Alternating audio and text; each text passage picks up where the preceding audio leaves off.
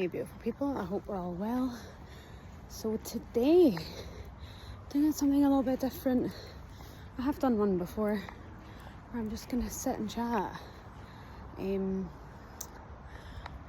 just going to have a little chat with you guys about my day.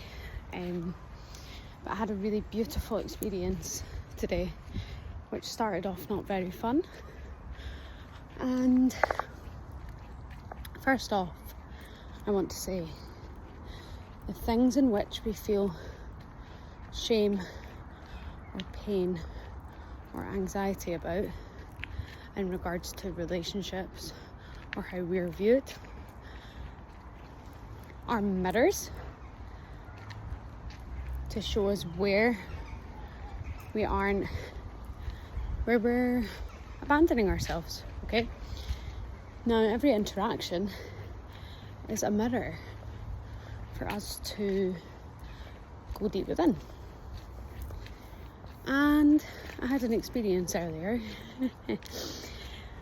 where I felt very triggered because I always felt like I had to be perfect, like I had to show up and earn love, earn the respect, earn the abundance, earn the right to be seen, to have success, all of these things. And it's very deep rooted within myself as part of my shadow, and it was triggered today. It was also very much linked to abundance and working for money and being being like allowed to enjoy life and allowed to enjoy, earning money. It was all very deep. So essentially, I'm not going to go into too much detail of what happened, but my shadow was triggered earlier, and at first my mind went crazy because the shadow was linked to connections with other people, and it made me panic because when I am not seen as perfect, I feel like I have failed and things are always my fault. This is very deep, so I'm just going to talk to you guys about it. I'm going to go into these bushes and chat about it.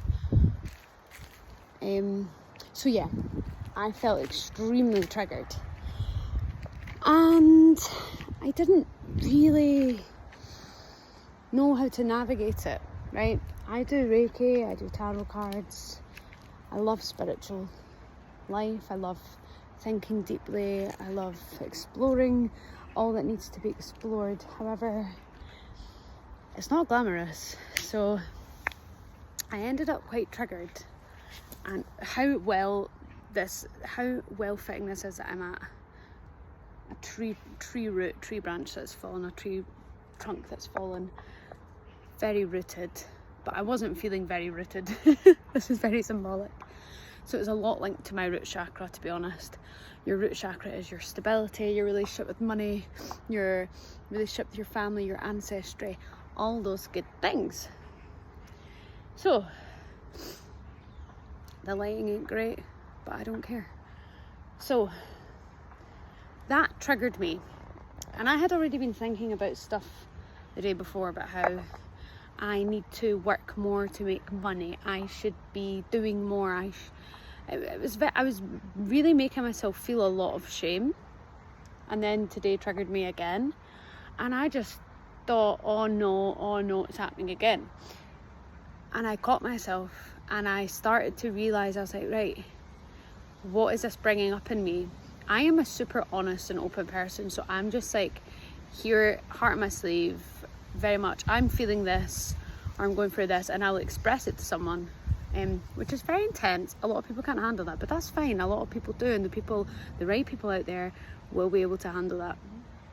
But from my own past experiences, people haven't been able to handle that, so it brings up a lot of fear when I'm vulnerable, when I'm open to sharing that sort of stuff. So, and we're healing that, we're gradually healing that. So that happened, and then I just kind of got shaken up a bit, and I decided to just flow with it. And what I did was, I was on a walk, I just kind of allowed my thoughts to come out, because my overthinking brain was going crazy. But this is because I wasn't rooted, I wasn't secure, I wasn't feeling secure. And I already said my root chakra felt out of whack the other day, and I was correct, so I needed to do some work on that. So I decided to do some shadow work, and what I did, and I'm going to share it on my page, the questions that I asked myself. And I basically I did some shadow work, asked some questions in tarot, and brought up a lot of realising where is all this coming from. And then what I did was I wrote a letter to my higher self and my spirit team, just like getting it all out, asking for like some help, and just dealing with all that, and just get it all out, don't overthink it. And I thanked them at the end of the letter, and then I just sat in silence and I allowed their message to come through, and I just started writing. I just started channeling. I'm going to record it and put it in here. So I'm going to read out the channeling. I'm going to edit it into the video. So the dog might come and knock. Hi. Wishfulness is not the pursuit of fantasy, but the recognition of what you deserve. There's magic in this life, and you've witnessed it and helped others to witness it too. What a gift, and that is your gift, a catalyst. Embrace you for you, and others will do the same. Accept what is, you can't control it all. You do not know what is in store. These blips are not the ending. There is no need to catastrophize it. There's no need to catastrophize it all. You do not know what is to come, and that is really exciting. But others are not comfortable in the unknown. You are. You're becoming well versed in it. Don't you see? It's beautiful.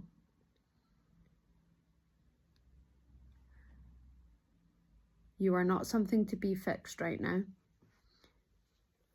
You are learning. You are earning badges of wisdom to share. Practical small steps. They don't have to be grandiose gestures. Let it trickle and flow, and it will become a waterfall. You are slowly tapping away at the source. It will come. It will be released. You just have to trust the process. Keep going. Sorry, I could not read that, because when I write and channel, sometimes I literally cannot write. It just comes out. The dog's going crazy. Hi. Very playful. So I did that, and then I just kind of sat in the energy, and suddenly, out of nowhere, and this is what I absolutely love about, I don't want to say witchcraft, to be honest, because I don't really like that word for some reason, but that's my own insecurities, I guess. But with my connection to the earth, or when connecting to the earth, and when connecting to the spirit world, it's a very natural thing that kind of just comes to you, and you get intuition on that, and you just get inspired to do things. And I've started to not overthink it and just go with the flow. So I realised I wasn't in my feminine receptive energy, and I was very much in my masculine energy at that time, and that's what the trigger was, because I always felt like I needed to be that version of myself for me, and I didn't ever feel comfortable being in my feminine receptive energy based on things from my past, without going into too much detail. And I just got this sudden urge. I was like, I need to have a bath. I need to have an intentional bath, a ritual bath. These are super fucking powerful, sorry for swearing. And so I cleansed the energy in the bath with some Palo Santo. I spoke to each thing I was putting in the bath and put the intention in, because you can use these things like plants from the earth, but if you're not telling them, you know, you're not speaking to them, communicating them and going, right, this is what we're going to do today with your intention, and it doesn't work as powerfully. So we put some salt in the bath to clear the energy, for protection. I used some lavender to calm my mind, and also for softness and calmness. and the anxiety, and also just more receptiveness. And I also used rose, which is a very divine feminine flower. I used those 2 oils, and then I have blue lotus flowers, so I put them in my bath as well, and they are connected to intuition and feminine energy as well. So we did that. I said a really beautiful prayer. I heard a really weird noise to the bath, and then I sat in it and I just relaxed into it. I didn't overthink, and I just felt the feelings and felt the power come over me. And what I often do is I'll collect some of the bath water and I'll take the flowers out of the water, out of the bath, and put them in that little container, and I give it back to the earth. So I felt really drawn to go out into the garden and give it to the roots of a tree, say a prayer to my spirit team, my benevolent divine ancestors, and benevolent divine spirit team, and angels, and Gaia, and just source. I thanked them, I gave them that offering, and I was right in the earth with my bare feet, and it was lovely, and I just felt so grounded. And then I went and meditated on the ground, on the grass, feet down on the mud, and I just felt the healing, and it was really powerful. It was a really, really powerful experience.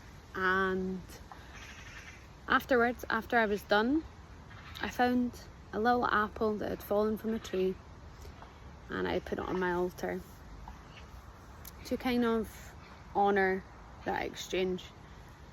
And it's all about when you start that exchange and that relationship with the earth and that magic, it does start to open you up. Like, it's absolutely divine, and it's not a take from the earth. We're not meant to. We need to be in synergy with it. We need to be in relationship with it. So yeah, that was my experience, and now I'm feeling very floaty, to be honest. I'm just trying to ground and let all these feelings come without judgment, and just enjoy the unpredictability of it all, because you can't control everything, you can't predict everything, you don't know what's going to happen, and it's so easy to catastrophize moments where you feel a sudden urge of panic, like I'm feeling it right now. But yeah, it's a really nice experience, and yeah, you may be feeling called to do that. So what I'm going to do is I'm going to share my the prompts that I used for the reading, and yeah, I'm going to go walk now and enjoy the presence of the wind and movement, because when we're not moving enough, we become too stagnant. You're going to get moved out of the way, basically. I felt a really overwhelming energy there by that tree. I don't really know why. Maybe because it was falling down. But thank you for watching, if you have got this far. And I hope you have a wonderful, blessed day. And remember to do your shadow work. Shadow work's nothing to be afraid of. The darkness is nothing to be afraid of. It's just something to integrate. Because if you don't integrate it, it can come and bite you in the ass very quickly, and it can ruin things for you. So lots of love.